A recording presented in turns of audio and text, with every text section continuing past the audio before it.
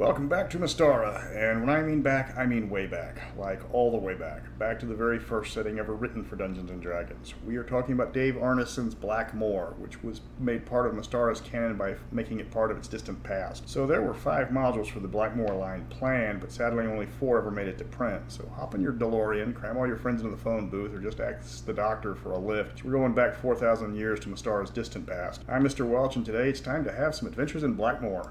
Adventures in Blackmoor was created in 1986 by Dave Arneson and David Ritchie, and it was made from using Arneson's original notes on the setting. Blackmoor also appeared in Greyhawk as a far northern realm in the land of black ice, but only the Mystara version resembles his original setting very much. Dave contributed to the first 3 books in the series and was reportedly miffed when he was left out of the 4th book. His work in the Mystara setting was sadly brief, but it did shape the world to be one of the most unique of any TSR creations. When Gary was forced out in '85, TSR decided to bring back the setting, and it turned to the co-creator of Dungeons & Dragons, Dave Arneson. Now, Mystara product manager Bruce Hurd had the idea to put the entire setting entirely in the canon of Mystara, forever linking the 2 worlds. Now, first things first, Adventures in Blackmoor is a source book disguised as a module. 64-page book with the first 8 pages giving you the background of the setting, and the last 20 pages giving you a long list of characters from the original setting that appear nowhere inside the module. The module itself goes into great detail about the background of Mystara, the lead up to the history that you're about to get into, and all the exploits of King Uther. I have a feeling that if Arneson could have left out the adventurer for more setting background, he would have without a second thought. There's a lot of information on the Kingdom of Blackmoor, far more than what you'd expect from a simple haunted house module.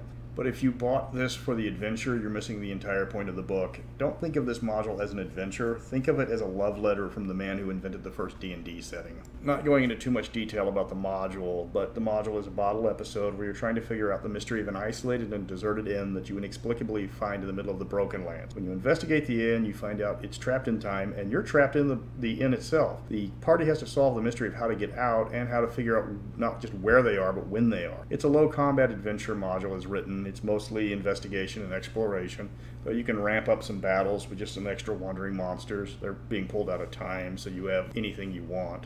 The big reveal is when the party figures out that the inn exists at all points in time, and you finally discover how to leave the inn. Then and only then do you discover you're thousands of years in the past in the long-dead nation of Blackmoor. The second part of the adventure is a rescue mission to rescue the kidnapped King Uther, who's been grabbed by one of his multiple enemies. So it's time to go back into the inn to figure out when the bad guys have stashed the beloved monarch. The inn has actually 3 settings: the distant past, the current present that you start in, and then there's another time that's somewhere in between those 2, where the inn is trapped underwater after the Great Rain of Fire. Turns out that the magical inn is indestructible, which is how it survived the cataclysm. Once you've located when the king is being held, you find yourself free to explore the distant past and see Arneson's baby with your own eyes.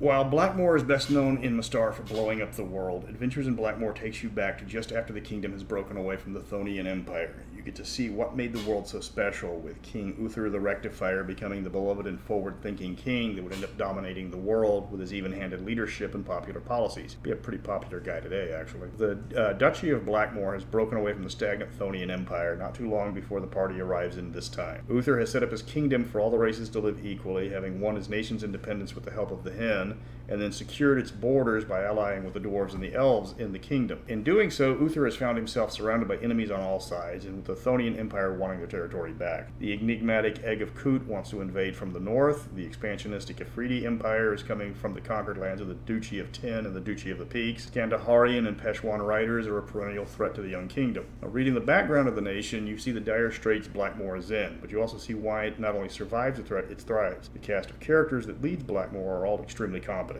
Where wizards were sequestered and served at the whim of the Emperor in Chthonian, in Blackmoor they're allowed to study freely and without fear of persecution. While this policy eventually causes Blackmoor to blow up after the discovery of the Beagle, it also turns Blackmoor into a magical powerhouse that eventually lets them turn back or conquer all threats. Blackmoor is home to a strange magic that seems to be a precursor to the Radiant. Same magic that proves incompatible with the technology from the Beagle in a few hundred years. The setting is a magic-rich nation, not so much as Glantry or Alphatia, but this adventure is set at the very beginning of a magical empire that in a comparably short amount of time goes from a breakaway independent province to colonizing moons and establishing a series of inhabited satellites satellites in orbit. Sadly, the game doesn't get to that part of the timeline, but extremely complicated magitech is probably outside the scope of Dungeons & Dragons anyways. Another thing you'll notice is the massive amount of NPCs. There's over 3 dozen characters from Arneson's original game, and it's over 20 pages. This represents the leaders of Mystara, its enemies, and just about everybody in between. Only a few of these characters actually have a presence in the module. It's obvious if you were supposed to meet them exploring Blackmoor once the party gets out of the comeback in. A lot of them are just henchmen of the Fetch, King Uther's spy master. The Fetch actually plays a large part in many of the suggested adventures, as the nation doesn't have any allies and more enemies than most nations can handle. He will turn the party into his agents if he can, and the list of adventure hooks presented in the books are mostly efforts to destabilize his numerous enemies. The book gives little information on a lot of locations, but it doesn't go into too much detail on anything. It talks about the Egg of Kut being an evil creature with a technological bent, but it doesn't elaborate past that. The enclosed map gives you the location of Blackmoor City and the surrounding areas, but leaves off the Athonian Empire. If they had dumped the adventure for a true setting guide, this probably would have given us a standalone Blackmoor setting. The theme of Blackmoor is a promising nation under siege. You know the nation is set for greatness, and you get to play a major part in its defining years. Now, grabbing the module isn't cheap. You're looking about $50 minimum with the map. If it doesn't have the map, I found it for about $10 less. That's something to consider with the large number of fan-generated maps of the setting. There's a PDF for $5 if you want to read it that way. That's the better option. There's a lot to read in this book. Nearly half of it's devoted to background that isn't directly connected to the module. And get ready to read pages at a time if you run it. The opening description of the inn, for example, was when you arrive, you have over a full page of exposition to read off. You have to wonder what could have been done with Blackmoor if it was given a true setting with source books rather than being tacked onto the back of modules, or in the middle of modules in this case. Adventures in Blackmoor gave us a taste, a promise what could have been before Arneson left in a huff after getting bought out by TSR. Sadly, after Arneson's passing, the rights to Blackmoor became so muddled that the return's highly questionable. But come back next week for the next book in the series, the retelling of the first D&D module ever printed, The Temple of the Frog. So until next time, what do you think you're doing, Dave?